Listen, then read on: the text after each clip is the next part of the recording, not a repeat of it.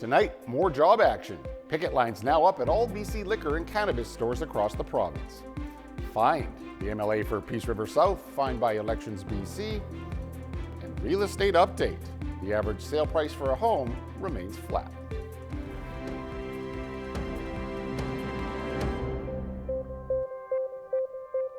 Well, good evening and thank you for joining us. We begin with all BC liquor and cannabis stores across the province now behind picket lines tonight. And that includes Chetwynd, Hudson's Hope, and Fort Nelson. The BCGEU president saying public servants did not create BC's current financial situation. The frontline workforce in the public service has increased roughly in line with the population. We're about the national average for the size of our civil service. And what created this deficit is poor governance, overspending on capital projects, tax breaks for the wealthy, tax breaks on key resource projects that every British Columbian should be receiving benefit from. The union says the escalation also covers all Service BC staff who handle a range of services from driver's licensing and income assistance to fishing licenses and payment for BC traffic tickets. Private liquor stores may also feel the effects of the strike. They do remain open, but they're supplied by the provincial distribution warehouses, which are also behind picket lines. Nearly 25,000 frontline workers are participating in job actions among 431 work sites across the province. BC liquor stores in Dawson Creek, Fort St. John, and Tumbler Ridge also behind picket lines in the past 2 weeks. South Peace MLA Larry Neufeld being fined $200 by Election BC following the 2024 provincial election. Elections BC says Neufeld is receiving a monetary penalty for sponsoring election advertising without an authorization statement. The office also penalizing 2 other candidates and a third-party advertising sponsor for the same infraction. Elections BC says Neufeld was responsible and cooperative, and the fine has been paid. The average sale price of a home in northern BC remaining flat during the third quarter of 2025. That, according to the BC Northern Real Estate Board. The board says the average sale price rose only 0.1% from the previous quarter and remains just over $450,000. However, it says the region is roughly 30% below what's considered to be healthy levels of home inventory. BC Northern Real Estate says residential sales in Fort St. John reached more than 560 units as of September 30th. That's slightly above the number of properties sold in the first 9 months of last year. The board says the northern market is trending towards a seller market territory, adding U.S. tariffs may begin to affect sales activity in the region. A newly released report from rentals.ca shows the cost to rent a one-bedroom in British Columbia is down by 8.5% over the past 2 years. Now, Vancouver still tops the list of the most expensive cities in the country. A one-bedroom there going for an average of $2,794 a month. That's down 7.8% over last year.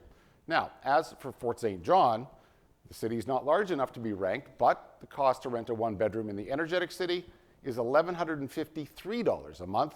That's up 4.6% over last year.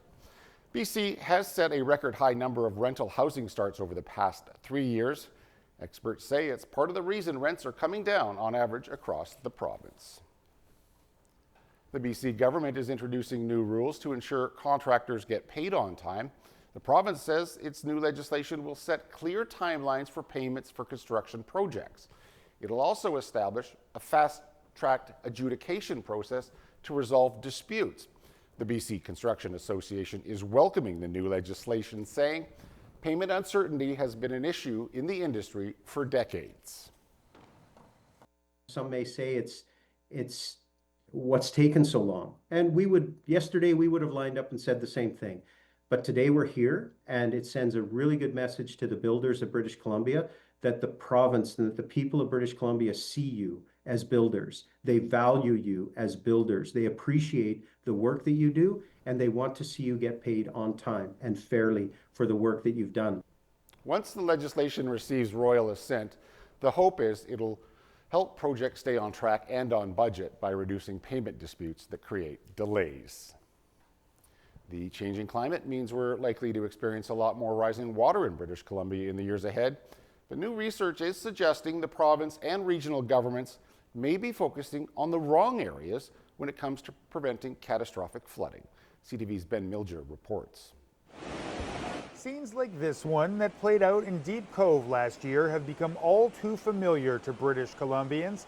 While we tend to focus on major floods, such as the one that left much of the Fraser Valley underwater in 2021, localized flooding can be just as damaging on a smaller scale, and it happens much more frequently than the major events. Maybe the 100-year flood that's now becoming more of like the 10-year or 20-year flood, or even if we take some smaller floods that are happening once in about a few decades that are happening maybe many more times within a decade. Researchers at UBC's Forest Science Center pored over the data and found the approach to preventing major flood events, including building higher dikes and bigger culverts, will not stop the water.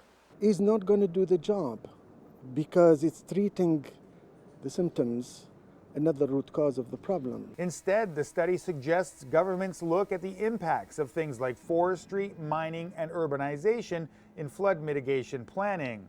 It suggests maintaining tree cover and utilizing natural lakes and wetlands could prevent rising water from reaching vulnerable infrastructure and homes. This can maybe be a good opportunity for us to look at our flood management strategies and really try to incorporate some of these natural characteristics into how we manage floods.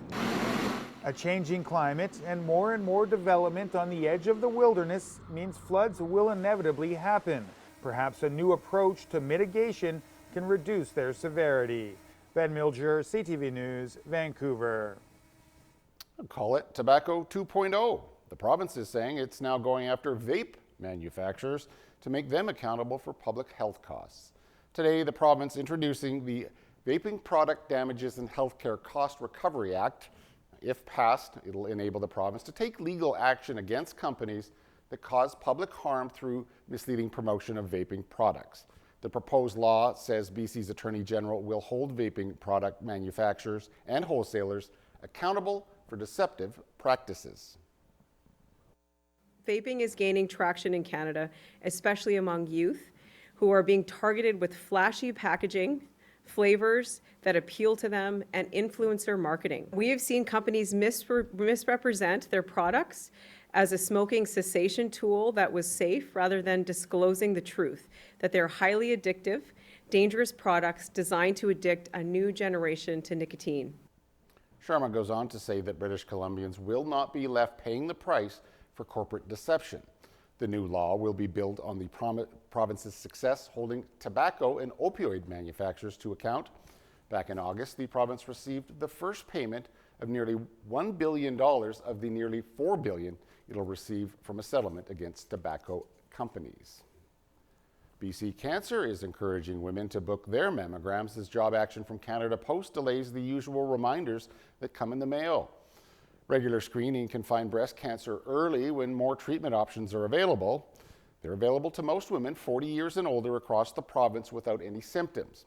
Every year, 3,500 people in BC are diagnosed with breast cancer, with rates rising for women in their 20s and their 30s. People of all ages are being encouraged to check with their doctor if they notice any changes to their breasts. 2 men from the Lower Mainland have been added to the list of Canada's top 25 most wanted fugitives. They're now part of the BOLO program, which stands for Be on the Lookout. It pays big money for information leading to convictions. Omid Mashinchi is wanted in connection with a large drug operation in Vancouver. Another case involves Gurkarat Singh. He's at large following an alleged sexual assault of a child in Delta last year. The recent apprehension of Cody Casey, who is third on Canada's most wanted list, is a prime example of the success of the BOLO program. The major financial rewards provided by the BOLO program heighten the public's interest and keep these most wanted offenders in the public eye. My message to all of the 25 fugitives on this list today is simple. The odds are not in your favor. Call a lawyer, come up with a plan to surrender, and just like Rabi al-Khalil, your time on the run is over. At today's news conference, police officers in the back wearing hyper-realistic masks depicting the suspects on the wanted list. More than half of the fugitives featured on the BOLO Top 25 since 2018 have been arrested. The family of an Alberta boy missing for more than 2 weeks is refusing to give up hope. The RCMP at Crow's Nest Pass have left the area, but members of the community have picked up the search. CTV's Kathy Lee reports. That's a huge area. Each step deliberate, every movement purposeful. Mike Hassel scans for the faintest signs of disturbance. I'm kind of going on the pathway of least resistance, figuring, well, where a little child go. The child he is looking for is 6-year-old Darius McDougall from Lethbridge, Alberta. He went missing while on a camping trip with his family in the Crow's Nest Pass area more than 2 weeks ago, wearing these clothes. This is my second time out here, trying to do what I can. The area where Darius went missing is very rugged. As you can see, this is incredibly tough terrain to navigate, even for the most experienced people. Slippery as well, and you also got other factors such as the wildlife, like bears are high man, so there's high chance of bears. All reasons the public was asked to stay away while professionals combed the area.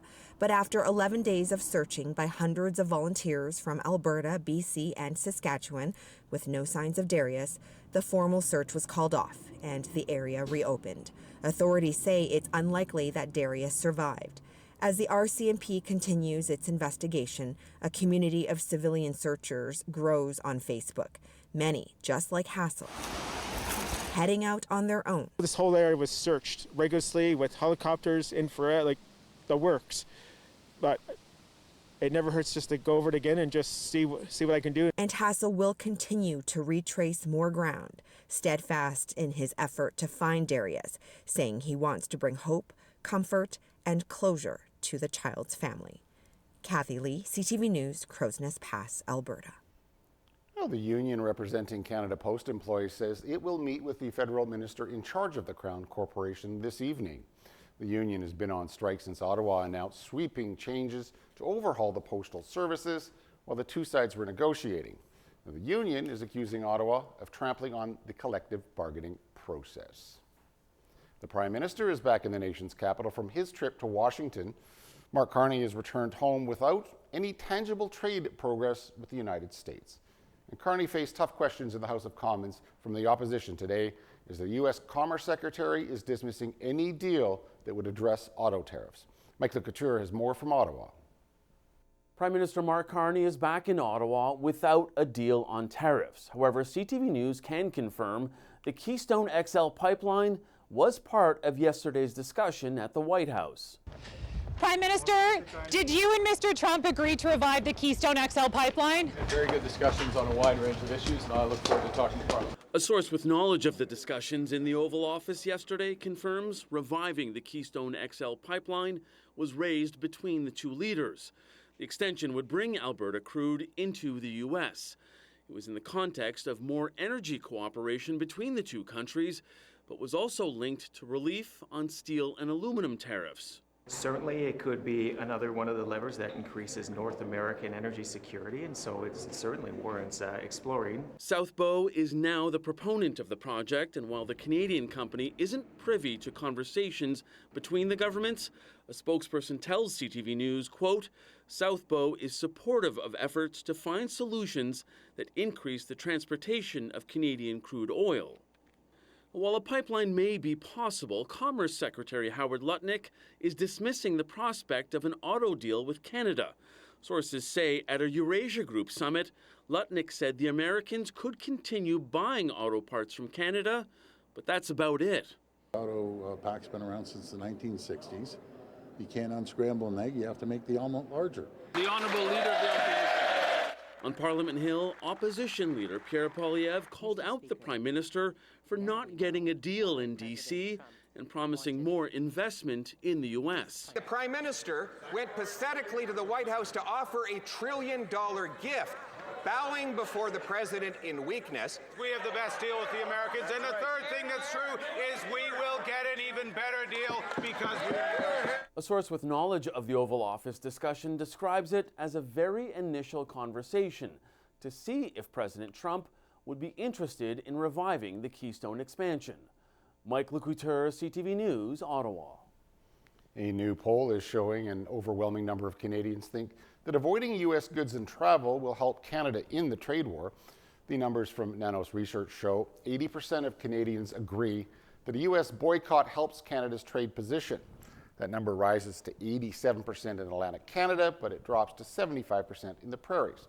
Canadians over 55 years of age are also more likely to believe in the boycott than those younger than that. The federal Liberals tabled a new version of their border bill today. It comes after the last one faced a slew of criticism over privacy concerns and giving police too much power.